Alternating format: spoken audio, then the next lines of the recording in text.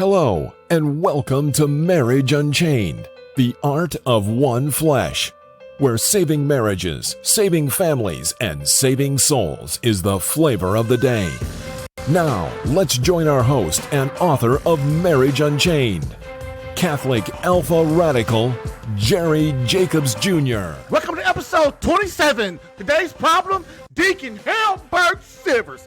How to save your marriage without counseling, part 3. So, sit back, relax, take a chill pill, and get ready to rock, but don't duck. Can you feel it? Catholic Alpha Radical coming at you now. All right, welcome to Catholic Alpha Radical. We are at the third and final interview with my main man, Deacon Burke Sivers, the coolest cat in the Catholic faith. And so we're going to really talk about some stuff today, you know, about people being married and living together, about how to bring during the marital embrace, how to bring God into it. So this is going to be a really nice episode. It's one of my shorter episodes, but you're probably like that because I do tend to talk a lot. But that being said, Deacon Burke Sivers is a prominent deacon and speaker in the Catholic faith. He has like 4 or 5 books, and one of them, Behold the Man, I just ordered because I want to read it and get some knowledge, man. And that's what you got to do. When you're in the Catholic faith, man, you got to get that knowledge, baby, so you can pass it on to your children, to your wife, to your friends, and you can evangelize like a real Christian soldier. So, without further ado, here we are with EWTN's international speaker, author, Deacon Burke Sivers, How to Save Your Marriage Without Counseling, Part 2.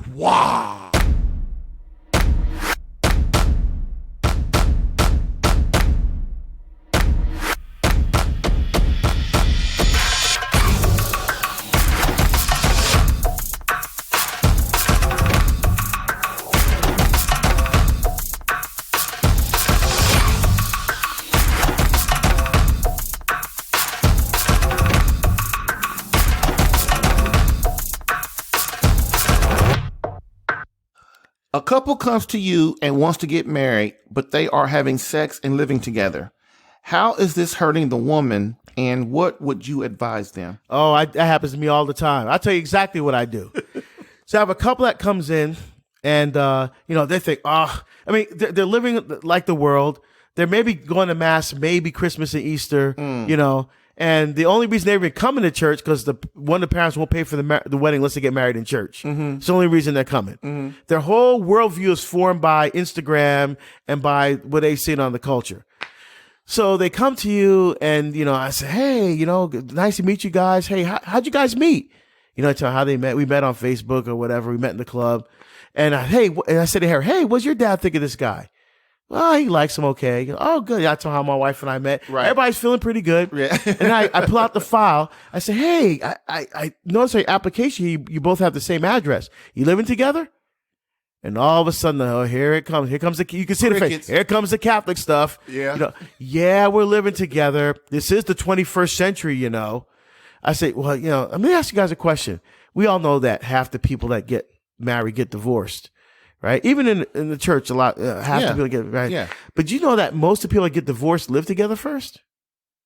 And so I get them the executive summary of a study called "Should We Live Together?" It's a cohabitation study. Mm-hmm. It's actually a meta-analytical study, which means it takes all the known studies and puts all the results together in one report.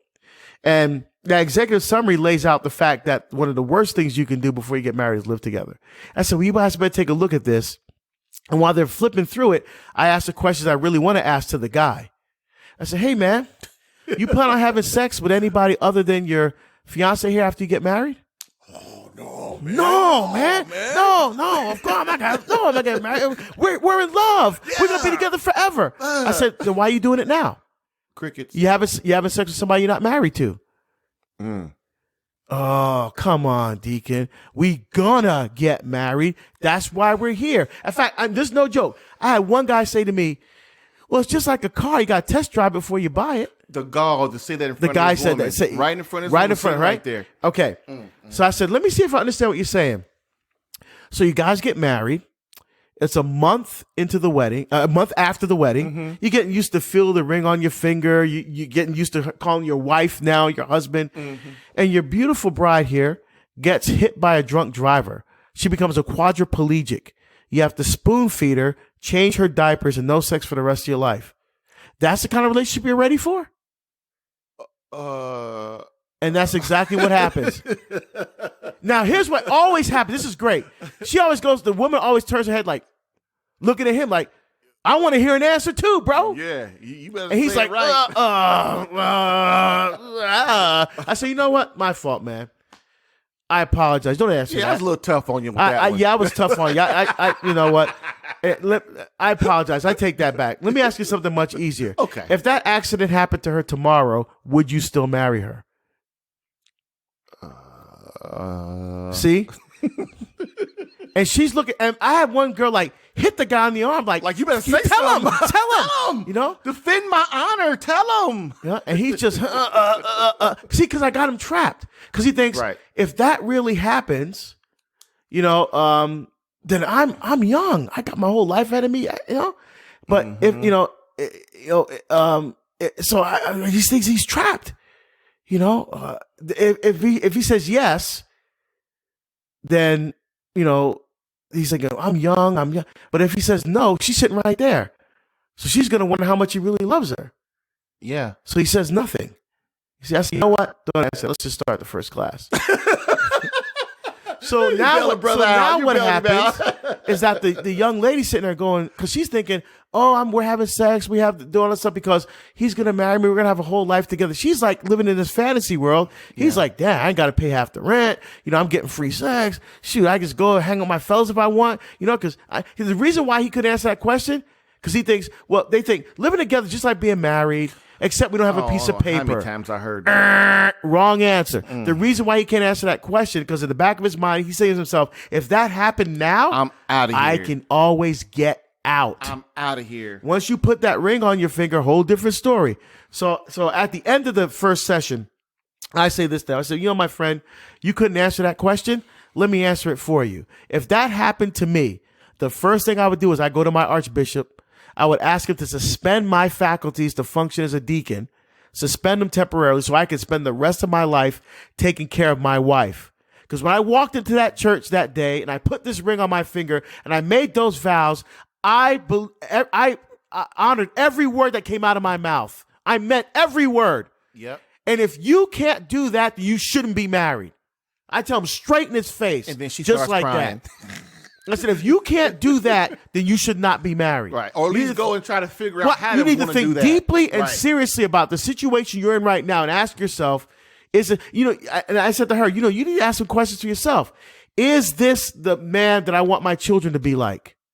Does this man respect my dignity and my purity? Is this man going to take me to heaven? Because that's ultimately what this marriage is about. Ultimately, getting each other to heaven. Yeah. You know, are you going to take the 30,000-foot view?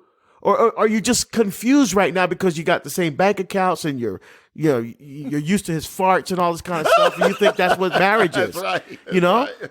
So I mean, and that's what I hit him with. And very few of them come back the next time. She got the oxytocin working on her if they sleeping together. You know how it works. And see, that's the thing. These chemicals, these bonding chemicals that happen because oxytocin and for her and vasopressin for the man, those are chemicals that bond couples together. So they're doing this, and they're not in a covenant relationship. So he's like, yeah, I can get all this, and that he could do whatever he wants because I'm not married. And they're basically using each other for objects of pleasure and gratification.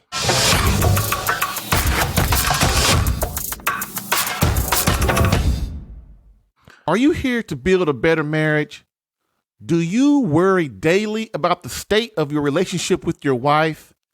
Do you really understand how she thinks, how to keep her happy, her deepest needs and desires? Would you like to regain the respect, intimacy, devotion, and communication you once had? Or better yet, make your marriage better than it was, holier than it was, more impassioned than it was? Not sure where to begin? Visit www.savemycatholicmarriage.com and save your seat for the Marriage Masterclass today. If you're ready to man up, get your woman back, and battle for your marriage, visit www.savemycatholicmarriage.com and enter the Marriage Masterclass.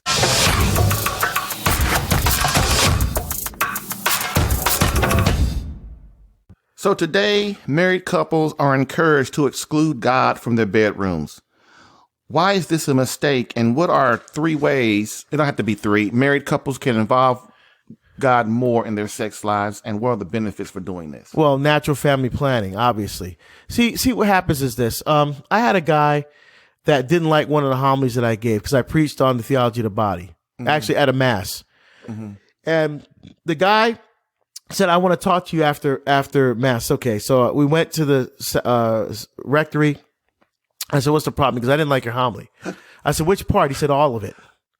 I said, okay. Dang, man. I said, what's the problem? I said, what's the problem? What I said? He goes, well, look, I don't know what you're talking about, but my wife, there's something, she don't want to have sex with me anymore. I said, oh, that's not good. I said, you guys contraceptive? He said, see, here you go. He said, all this contraceptive stuff. Look, see, all the people you preaching out here, Deacon, they're all contraceptive. Nobody wants to hear that stuff. See, the church is stuck in the Middle Ages. The church needs to get caught with the 21st century. I said, look, dude, I asked you a yes or no question. He said, yeah, we're contraceptive. What's that got to do with anything? I said, we'll get back to that. I said, tell me about the last time this happened. He goes, what do you mean? I said, your wife doesn't have sex with you. What does that look like? Well, we had dinner. The kids were out, doing their activities. And, I was home with my wife. We had a nice dinner. And a little bit after dinner, I made some advances. Yeah, I got you. And my wife said to me, I don't want to have sex with you right now. And I'm waiting for the rest of it. And he's not saying anything. I said, that's all she said? He said, yes. I said, and you're mad? He said, yes. I said, let me see if I got this straight. Did she say to you, I don't love you anymore? No. Okay. Did she say to you, I don't want to have sex with you ever again? No. Okay. Well, you said that she said, I don't want to have sex with you right now. How about did you say to her, okay, how about an hour from now? You even give her that much? No. He didn't say nothing. I said, then why are you angry? Disappointed, I can see. But why are you so angry? And he couldn't say. I said, I'll tell you why you're angry. Because, see, love and life are 2 things that God never intended to be separated. In the Garden of Eden, Genesis chapter 1, the very first command out of the mouth of God to our first parents, after he joined them in that covenant relationship, be fruitful and multiply and fill the earth. Because life is the natural outcome of intimate, personal, loving, and life-giving communion and covenant relationship. Psalm 119, verse 88 says, because of your love, give me life, and I will do your will. That's how it works. Jesus says, this is my body. This is the blood of the new and eternal covenant. You see? That's what's happening. See, what you've done by contracepting, you've driven a wedge, a divide between love and life. Doesn't matter if it's a pill, if it's a condom, if it's a diaphragm, whatever it is, you're separating love and life. You're forcing 2 things apart that God never intended to be separated. And when you pull those 2 things apart, it creates a void, a chasm, an emptiness. And so what you're doing then by separating them, you now see your wife as an object for pleasure and gratification. Right. With no consequences. With no as not. So you're mad because you say, well, I want to have sex. Well, I don't have sex right now. Well, what's the problem with you? You can't get pregnant. It's not about whether you get pregnant or not. That's not the point. The point is about the intimate. So now you cut the intimacy part off because now you just want to get a feeling. You now it doesn't matter whether it's her, whether it's your hand, whether it's a computer, whether it's another woman. It don't matter because now you living for the pleasure because pleasure is now your God. See, pleasure is not bad. God gives us pleasurable things, like Chick-fil-A. Come on now. I love me some Chick-fil-A, man. That's from God right there, So God gives us things that are pleasurable. But the point of the pleasure, it raises our minds and hearts to God. The pleasure points to something beyond ourselves, to our ultimate end, our ultimate meaning and purpose, our ultimate source of pleasure and joy, which is life with God forever. But Satan takes pleasure out of its proper context as a means to an end, and he holds it up as an end in itself. Pleasure is now your God. Forget about God. This is what you focus on, the pleasure. That's what you've done with your wife. So basically, you turn your wife into a whore. And I told him to his face. Yep. So he was now really he's mad then. So now he's getting a little upset because what do you and your wife do? I said, well, I said, most of the time we just go for it. Whatever happens, happens. You know, right. But when we're disciplined, we use natural family planning. He said, what's that? So I had to explain to him the Billings ovulation method, right? Just basically. And he goes, what happens when your wife is non-fertile? She doesn't want to have sex. What do you do? I said, well, that happens all the time. Well, so I didn't go better than that. Sometimes I could come back from a trip. And, I'm like, yeah, it's been a long time. I'm ready tonight, And I go in the bathroom. I'm dumping my dirty clothes in the laundry basket. And I look down the garbage like, oh, no, come on, man. That's happening now. I've been waiting for 2 weeks. And now this is happening. I got to wait another week, And so what do I do in that situation? I go into my study and I have 3,200 books in my library. The ones closest to the in my office there is a Summa Theologica. I have the whole thing, all the volumes, Latin on one side, English on the other. I just pull out one of the volumes. I start reading St. Thomas Aquinas. That feeling goes away because reading St. Thomas Aquinas will kill any sexual desire you have in your body. For real.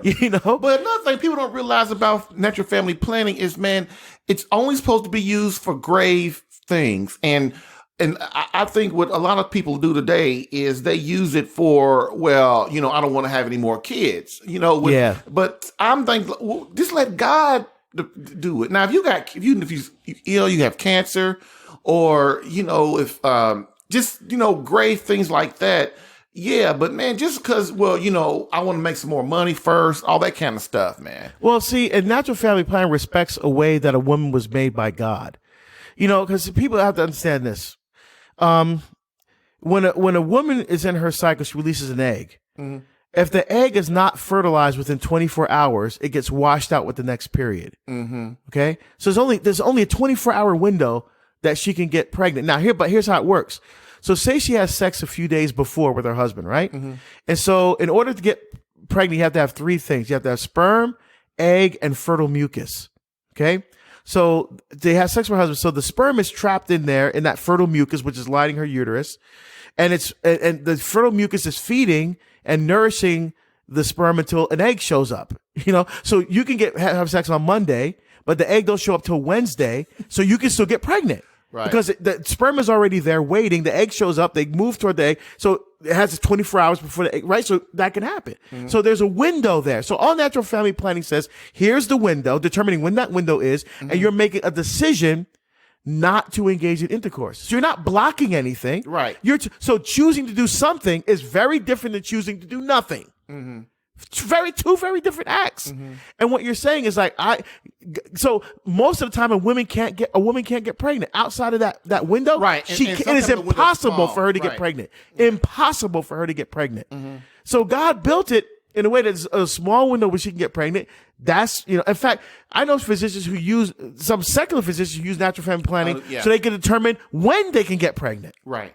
But if you use it the way you talked about before, it could be contraceptive. If you're using it for the purpose of intentionally not having children, then it can be used because of that contraceptive mentality is working into the marriage. So, what natural family planning does, and the studies have borne this out, that the divorce rate is infinitesimally, small for people who use natural family planning. It fosters communication, it fosters dialogue, it deepens intimacy. It deepens intimacy with life with God, not just physical intimacy, but life with God itself. In natural family planning, it forces you to have a discussion. Right, this is a fertile time. If we do this now, can we have another kid? And, I had postpartum depression last time. Is that going to be an issue this time? We got 3 kids in Catholic school. Can we afford another one? Do I have to work more out? It forces you to have a conversation and a discussion about the fact, because the church doesn't say how many kids you're supposed to have. Right. Church doesn't. That's a prudential decision between a husband and a wife. But you have to be open to the possibility of life. But you're doing natural family. You're choosing not to use that time, and you're respecting, because God built it that way. You're respecting the way a woman's body is made. And you're honoring that. So I want to go ask you one more because we talked about a long time on the other two. So, which one do I want to ask? I'm going to ask this one. How is the complete focus on girls and feminism hurt our boys in their journey towards manhood? Yeah, so I think what that's done is given a false idea of what woman is to men.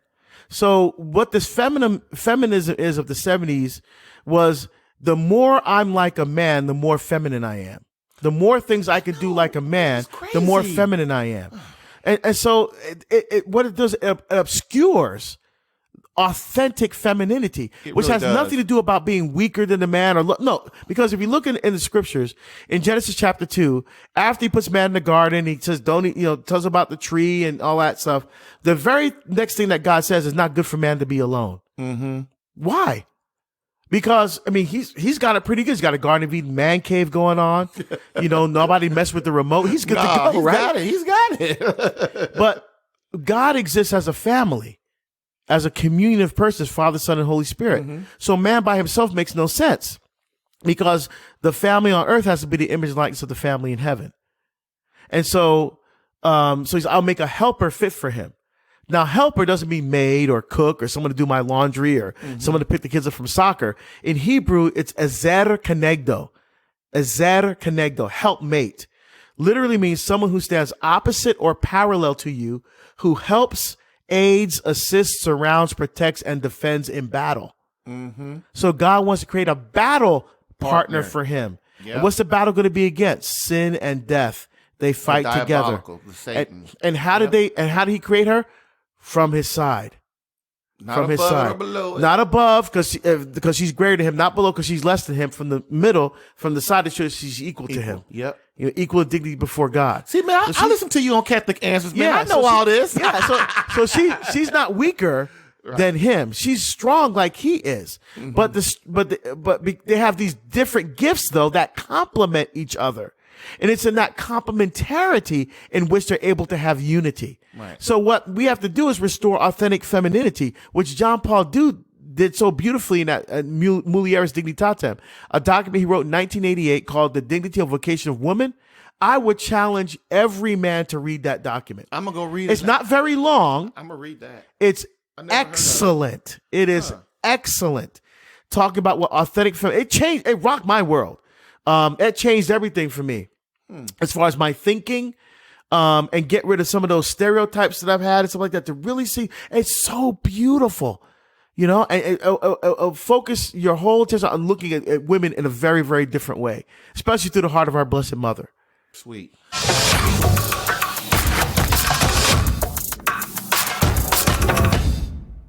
So if you like what you're hearing and want to help others, here is what to do. Share this podcast with your friends on social media and other places you hang out. Here is how to help. You know as well as I do, people are always having problems in their marriage, but just don't know where to turn. You can really help save a marriage and or a family by sharing this podcast with someone that you suspect is having problems. Here's where to go. www.savemycatholicmarriage.com. Signs them up for the podcast as well as the marriage masterclass training. Remember, we are our brother's keeper. Help save a marriage today. www.savemycatholicmarriage.com.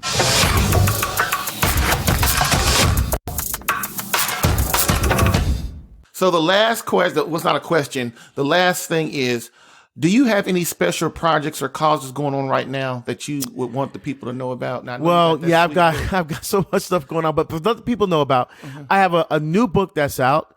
It's called Father Augustus Tolton, the slave who became the first African-American priest. It's by EWTN Publishing. They can get it at EWTNRC.com, religious catalog. They can get the book there. It's about not so much about the life of Father Augustus Tolton, because there's already a book out about his life called From Slave to Priest. Yeah. My book is lessons we can learn from his life. So there's chapters in there about overcoming racism, building strong families, building a culture of life, the power of prayer,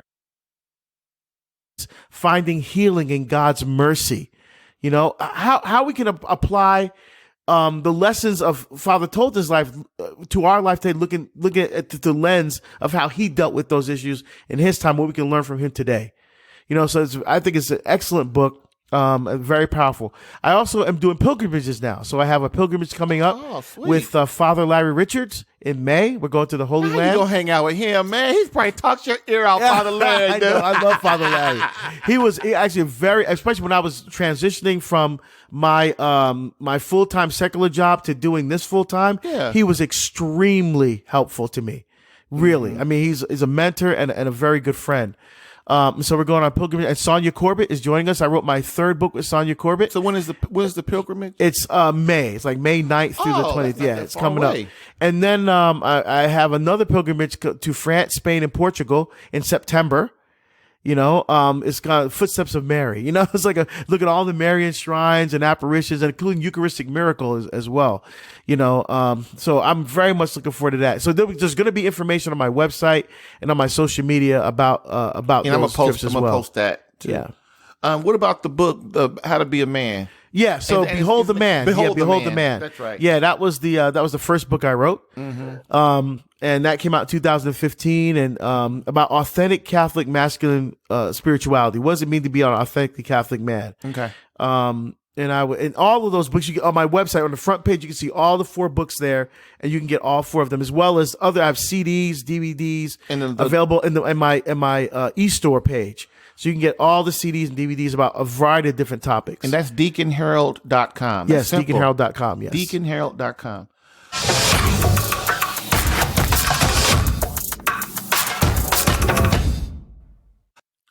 All right. I hope you enjoyed that last part 3 episode with Deacon Harold Burke Sivers, episode 27.